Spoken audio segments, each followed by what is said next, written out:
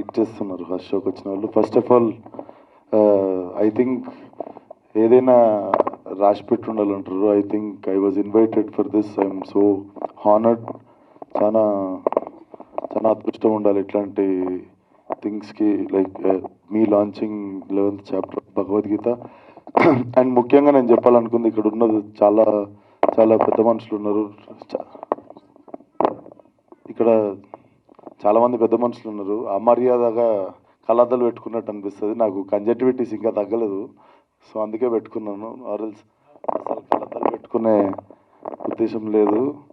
So sorry sir, నేను లేకపోతే పెట్టుకోకపోతుంటే. And yeah, I think I feel so lucky వచ్చి భగవద్గీతలో నాతో 11th చాప్టర్ విశ్వరూపం లాంచ్ చేయించినందుకు.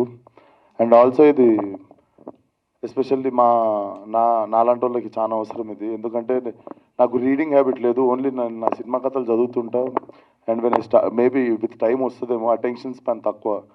2-3 పేజీలు చదవంగానే మేబీ స్కూల్లో ఎక్కువ భయపడ్డందుకు బుక్స్కి కొంచెం అదే క్యారీ ఫార్వర్డ్ అయినండే. బట్ డెఫినెట్లీ నేను మీరు ఈ ఐడియా చెప్పగానే కూడా okay I start hearing this అని చెప్పి నేనే ఫిక్స్ అయినుండే. బట్ ఈరోజే ఒక చాప్టర్ వినేసాను. ఆ విజువల్లీ కావచ్చు, నేను ఉట్టి పాడ్కాస్ట్లో వినొచ్చు అనుకున్నాను.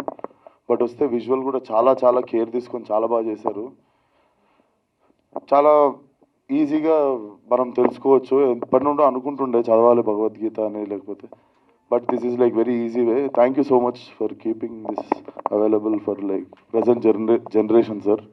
I think this will stay for ever. చాలా మంచి కార్యం అని కూడా చెప్పొచ్చు, మోర్ దెన్ ఎనీథింగ్.